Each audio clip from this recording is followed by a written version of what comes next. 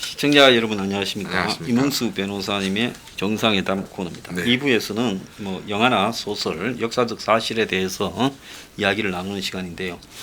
자, 오늘은 그 오즈의 마법사, 최근에 그 주디 갈란드, 네. 오즈 마법사의 그 꼬마가 네. 주디 갈란드인데 네.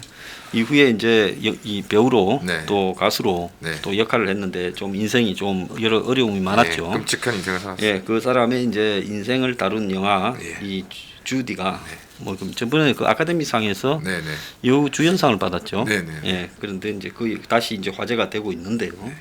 자, 이게 이제 한국 사람들은 마치 이제 미국의 동화, 네, 네.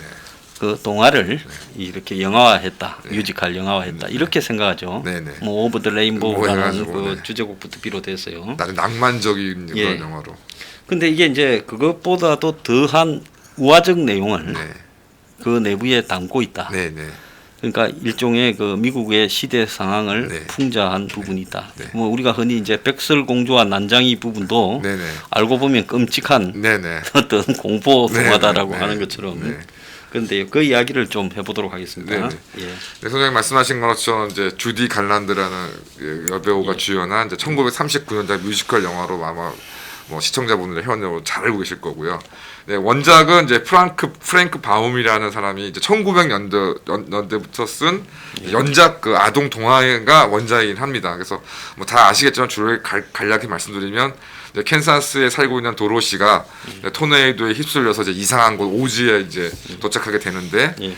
집으로 이제 미국에 있는 집으로 돌아가기 위해서는 이제 오즈의 마법사를 만나야 된다는 얘기를 듣고 노란색 길을 따라가던 중에 예. 이제 머리가 없음을 하소연하는 허수아비, 심장이 없음을 고민하는 양천일 인간, 그리고 용기가 없음을 한탄하는 사자를 이제 같이 만나게 돼서 함께 이제 자신들의 이제 문제를 해결하기 위해서 오즈에 갔고 오즈의 마법사를 만났더니 이제 서쪽 마녀를 물리쳐야 된다. 그래서 또 함께 서쪽 마녀를 물리쳤는데 알고 보니 오즈의 마법사는 마법사가 아니라 그냥 떠돌이 이제 흥행사, 마술사에 불과하다는 걸 알게 되는데 결국 이제 그 가짜인 오즈의 마법사는 이제 허수아비, 양철인가 사자 모두 당신들한테는 머리도 있고 심장도 있고 용기도 있다라는 식으로 이제 확인을 해주고 다만 이제 도로시를 이제 미국으로 이제 데리고 가기 위해서 자신의 기구로 이제 데려가 주려고 하는데 어떤 사정에 의해서 도로시가 탑승을 못하게 되고 결국 이제 그 다른 마녀가 그 도로시가 신고 있는 그 마법의 신발로 이제 캔사스로 돌아간다는 내용입니다. 자, 이 내용만으로 봤을 때는 뭐 이것이 오늘 우리가 여기서 다뤄야 될 네. 어떤 주로 정치적 함의를 가지고 있는 네. 뭐 아동용 뮤지컬이다 네. 이렇게 볼 수는 없는데 네. 이제 내용이 좀 더 있겠죠. 예, 예. 예. 그래서 이제 그 프랭크 바움이 1900년대에 썼을 때는 이제 그런 얘기를 이제 한 적이 한 번도 없었는데 이제 그 원작자인 프랭크 바움이 당시에 1900년도에 이제 미국을 그 휩쓸었던 포퓰리즘을 지지했던 성향을 가지고 있었다고 합니다.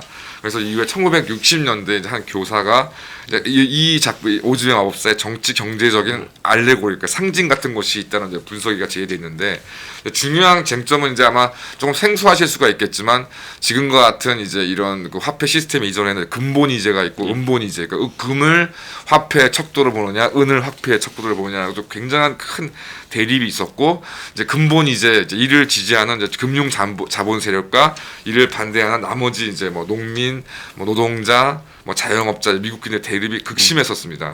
그래서 이제 그 허수아비는 이제 농민, 이제 어떤 그 숫자는 많은데 그 이제 머리가 어떤 이런 거 조직할 수 있는 두뇌가 없는 허수아비, 그다음에 양철 인간은 이제 공장 노동자, 그러니까 비인간적인 이제 어떤 그 생산 시스템에 따라서 인간성을 상실해 나가는 이제 양철 인간, 그다음에 사자는 정치가, 특히 이제 당시 1900년대 그 전후를 해서 은본이제를 주장했던 이제 1896년 민주당의 대선 후보 윌리엄 제임스 브라이언이라는 이제 이 양반은 독과점의 기업 규제와 노동자 권익 보호, 여성 참정권의 보장을 통한 완전한 보통 선거 뭐 이런 것들을 이제 진보적인 대책을 이제 주장했었던 후보였는데 1896년을 포함 1900년, 1908년 모두 이제 민주당 대선 후보로 이제 출마했지만 다 또 결국은 이제 패배하고 나중에 민주당 윌슨 정부에서 국무장관을 역임했었던 그 다음에 그러니까 저번에 이제 말씀드렸던 그 공화당의 테오도르 루즈벨트가 있다면 민주당의 이제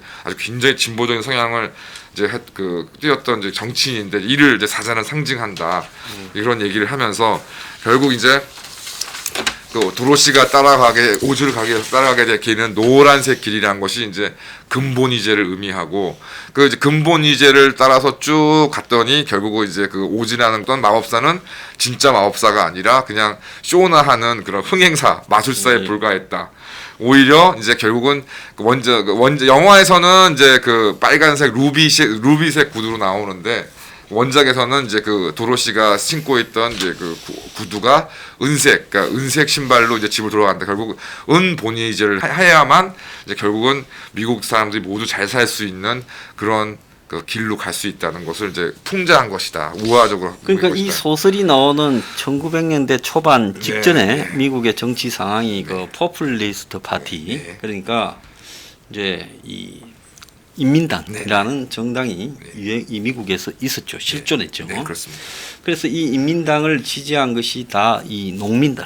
그때 농민들이 이제 철도가 나아지고 하면서 집과 땅을 뺏기고 목장을 뺏기는 이런 어떤 사람들. 그 다음에 또 미국에 이제 그때 이 독점 자본이 급속하게 성장하면서 그 속에서 이제 이 착취를 당했던 서민들. 이런 사람들이 이제 인민당을 만드는 거 아니에요? 그렇습니다. 민주당이나 공화당은 기득권 정당이다. 이렇게 하고 특히 이제 농업 지역이 많은 미국 중부, 서부에서 이제 이 인민당이 굉장히 이 활개를 쳤어요. 그래서 이제 득표율이 한 9%, 하원 의원 10명, 주지사 3명까지도 이제 만들었는데 특히 뭐 1894년에는 상원 의원 5, 하원 의원 22명까지도 했고 또 대선에 1892년에 나온 제임스 유이브는 8.5% 그러니까 당시에 100만 명 4개 주에서 승리했다 이런 이 부분이에요. 그래서 이제 이런 사람이 이제 등장을 하면서 당시 이제 민주당 그 아까 말한 윌리엄 이 제닝 브라이언 이 사람이 개혁적이니까 이 사람을 믿고 합당을 했는데 이 사람이 이제 결국은 개혁적인 안을 내걸었는데 이렇게 이제 패배해버리고 그러면서 이제 이후에는 이 당이 이제 배척받으면서 이제 간판을 1900년대 초에 내렸다는 거예요. 자, 그런데 이제 왜 그럼 민주당에서 쫓겨났냐? 다른 거는 같이 할 수 있었는데 국가 화폐 발행 독점 제도 폐지 이 부분이 이제 이 같이 하기가 어려웠다는 겁니다. 그래서 그 민주당도 똑같이 공화당처럼 우파적인 이 화폐 그러니까 금은 귀하고 은은 당시에 미국의 은광이 서부에 중서부에 너무 많이 생겨가 흔했잖아요. 그러니까 대중들은 은을 가지고 하자. 그러면 이 금은 소수가 집중하는 이런 돈이지만은 은은 다수가 다 이렇게 소유할 수 있다. 이런 부분으로 이제 싸움이 벌어졌던 것 같아요.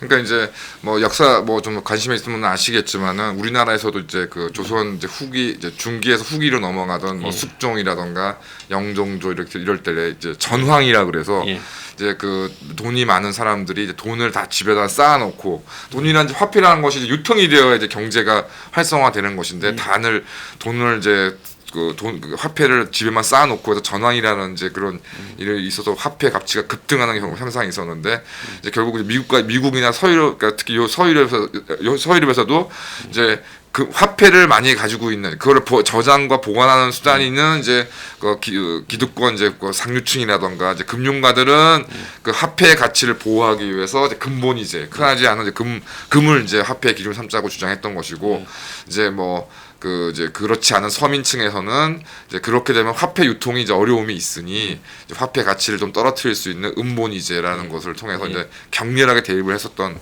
상황. 그래서 뭐 이제 말씀드리면은 이제 그 올림픽 같은 경우를 예를 들시면 이제 뭐 올림픽 어느 나라는 이제 금메달 2개면 금메달 하나로 쳐주는 나라가 있는 반면에 뭐 은이 10개가 있어도 금메달 하나 안 된다는 그런 식의 기준으로 생각하시면 될 것 같습니다. 당시 이제 19세기 말에는 미국의 금강이 우리가 서부 영화에 보는 그렇습니다. 금강이 예. 거의 이제 바닥이 나가 예, 예. 금이 미국에서 잘 안 나왔어요. 네, 네. 그때만 해도 뭐 금을 수입을 하고 이런 거는 거의 잘 안 되던 시대였잖아요. 그렇습니다. 그러니까 화폐가 부족했다는 거예요. 네. 그러니까 시중에 돌아다니는 화폐의 양이 줄어들면서 그러면 어떻게 되겠습니까? 디플레이션. 그렇죠. 즉 화폐 숫자가 적으니까 네. 디플레이션이 지금 발생을 한 거예요. 그러니까 이제 인플레이션이 없어서 그런 거에 대한 단점은 없었지만 이제 디플레이션이 끔찍한 게 뭐냐면 그러니까 서민들 입장에서는 아무리 뼈 빠지게 일해도 그러니까 제대로 된 물건을 하나 살 수 있는 돈을 확보할 수가 없기 때문에 그러니까 돈이 어느 정도 확보가 되어야 재투자를 하거나 하게 되는 건데 재투자 자체가 이제 안 되는 거죠. 그냥 농사 지어서 자기 먹고 뭐 그냥 그 새끼 먹는 정도로 끝나는 형태의 그 시스템이 미국에서 있었던 거죠. 자, 인플레이션 때는 현금을 가지고 있으면 돈을 손해고, 그렇죠. 디플레이션 때는 가지고 있으면 가지고 있을수록 가치가 늘어나니까. 그렇습니다. 돈을 이제 이 은행이나 자본가가 그렇습니다. 서민한테 빌려주면 노동자나 농부한테 그 사람이 나중에 갚을 때는 그렇죠. 디플레이션이 심하게 진행되니까 이 빌려간 사람이 갚을 때는 더 많이 갚아야 돼요. 엄청 그러니까 이제 예를 들어서 쌀을 기준으로 뭐 우리나라에서 쌀을 기준으로 한다면은 뭐 원래는 금화 하나에 이제 뭐 그 쌀이 5가마였다면 이제 갚을 때는 금화 하나를 갚으면 10가 이런 식으로 이제 계산이 되는 거죠. 그러니까 이제 노동자는 이제 차라리 돈 양을 늘리자. 그렇습니다. 그러려면 은행으로 가면 네. 돈을 양을 늘릴 수 있지 않냐. 왜 금이냐. 네. 은행으로 하면 안 될 게 뭐 있냐. 이래서 이제 이 금본위제와 금은을 이렇게 병행하자. 네. 은본위제는 금을 배척하는 게 아니라 그렇죠. 은도 쓰자는 거죠. 그렇습니다. 일정한 비율로 예. 은을 이제 금으로 교환할 수 있도록 하자 그런 거였죠. 네, 그렇게 대입을 하는 일이 벌어졌던 시대를 의미하는 겁니다. 그래서 이제 오제 마법사가 이 도로시가 원했던 것이 결국은 통화량을 늘리는 마법이었다. 네? 그런 거죠. 네. 그래서 뭐 요런 문제는 계속 좀 화두가 되었다가 이제 결국에는 이제 미국이 좀 어려워지면서 사실상 금본위제를 이제 폐지하게 되고 금과의 태환도 포기하게 되고 현재 같은 이제 화폐 시스템이 돼서 사실은 또 이제 물론 이런 상황에서 금융 자본들은 이제 현재 시스템 가지고도 이제 자신들의 이익을 극대화시킬 이런 이제 환율 이제 전쟁까지 벌이고 있는 것인데, 근데 당시에는 굉장히 제시장 문제였어요. 미국의 이 민당 전통을 이어받은 제3의 후보가 계속 내려왔죠. 네, 그렇습니다. 미국에요. 네. 조지 월레스도 그렇고요. 네. 계속 내려왔었습니다. 그래서 지금 그걸 최종적으로 이어받은 사람이 지금 트럼프다. 트럼프다 이렇게 생각하십니다. 이제 그렇게 물론 성격은 좀 다르지만 네, 네. 어쨌든 그렇게 해석이 네. 되기도 합니다. 네, 자, 네. 그래서 또 뭐 잘 아시는 얘기지만 영화 자체도 참 그러니까 좀 뒷얘기가 많습니다. 그러니까 주디 뭐 최근에 말씀하신 것처럼 이제 그 주디 갈란드에 대한 뭐 전기 영화가 뭐 이제 개봉이 돼서 화제를 안겼지만 아시는 바와 같이 아역 배우로 대성공을 했는데 그러니까 요즘 우리나라에서도 이제 아역 이제 연예인들 가지고도 사실 이러저러한 말들이 많지 않습니까? 그래서 그 당시에도 벌써 어머니의 묵인과 방조로 약물을 이제 그 10대 초반에 있는 소녀가 약물을 남용을 했다는 겁니다. 그래서 촬영이나 스케줄이 있으면 잠을 못 자도록 각성제, 그러니까 뭐 암페타민, 그러니까 쉽게 말해서 필로폰과 비슷한 그런 약물을 주기도 했고 또 이제 그렇게 활동하다 보니까 잠이 잘 안 오지 않습니까? 그러니까 또 잘 때는 강제로 자기 또 수면제를 먹이는 등 굉장한 그 약물에 시달리게 했고 또 게다가 그 어린 나이에 이제 영화 관계자나 이런 사람들한테 성상납을 했다. 뭐 그다음에 결국은 이제 주디 갈란드는 사실은 성인 배우로서도 꽤 성공을 해서 이제 뭐 그 헐리우드의 간판 뮤지컬 여배우로 활약을 했는데 결국 이제 이런 불행한 이제 가정 생활이나 이런 걸 통해서 결국 약물 과다로 47세 이제 이른 나이에 요절을 하게 되고 그게 이제 결국은 이제 그 1959년작이니까 그 뉘른베르크 재판이라는 그 영화에도 주디 갈란드가 이제 좀 늙어 이제 한 40대의 모습으로 이제 나오게 되는데 그때만 해도 벌써 이제 좀 살도 많이 좀 찌고 얼굴에 좀 수심이 가득한 이제 그런 정상적인 어떤 생활이 아니었던 걸 알 수가 있고 사형당한 그 미망인으로 놓은 사람이죠. 네. 그리고 이제 그래서 좀 비교되는 게 많이 아시는 분도 계시지만 1930년대 이제 주디 갈란드와 함께 이제 아역 스타로 이제 그 활약했던 셜리 템플이라는 아주 귀여운 소녀 역할로 이제 각광을 받았는데 이 셜리 템플은 사실 성인 배우로서는 성공하지 못해서 이제 나이를 먹어서는 그냥 정치인과 결혼해서 정치인의 아내로 비교적 순탄하게 살았던 것하고는 좀 많이 비교가 됩니다. 그래서 일단 개인적으로 좀 우리나라에서도 연예계 사업이 워낙 커지다 보니까 이제 이제 부모들이 이제 아이들 손잡고 막 연예 기획사를 찾아가서 그냥 아역 그 스타로 키우거나 뭐 아이돌 스타로 키우려고 하는 거 이제 그렇게 하시는 분들이 꽤 많은데 하여튼 좀 예전부터 좀 그런 부분에 대해서는 좀 바람직하지 않다.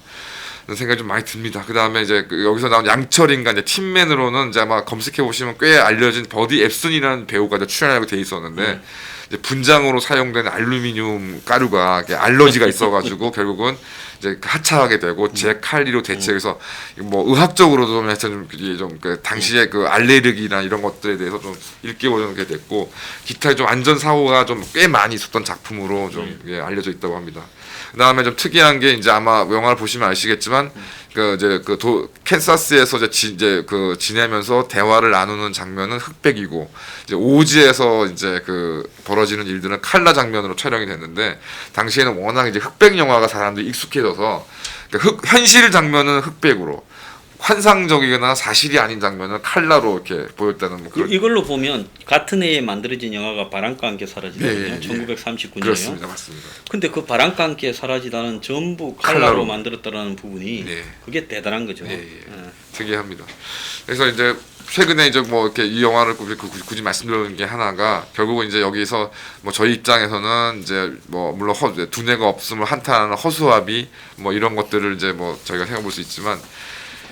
결국은 이제 그 등장하는 인물들이 한탄하는 두뇌와 심장, 용기가 부족하다고 하지만 이게 뭐 사실 어디 멀리에 있는 게 아니지 않습니까? 그래서 이게 물론 뭐 여러 가지 전문적인 지식이나 이런 것들을 판단하심에 있어서는 조금 좀 어렵다고 느끼실 수도 있는데 곰곰이 상식적인 논리로만 생각해도 어떤 이게 지금 어떤 상황이 어떤 것이고 어떤 사람이 필요한지 그래서 결국은 좀 스스로의 각성 이게 뭐 그래서 거듭 말씀드리지만 뭐 누가 인물이다 이런 것보다는 또 그래서 결국은 뭐 누구도 없으니까 결국 누구밖에 없지 않느냐라는 뭐 그런 논리라기보다는 과연 지금 이 2020년 지금 현재 대한민국 그다음에 특히 뭐 저희 보수 블럭에서 어떤 인물들이 나와야 되는지를 좀 스스로 판단을 좀 해야 된다는 내용이 좀 생각을 좀 해볼 만한 있고 그다음에 뭐 선생님께서도 이미 말씀하신 것처럼 저도 이제 현재 그 총선에 대해서 부정 개표에 대한 논란이 있습니다. 근데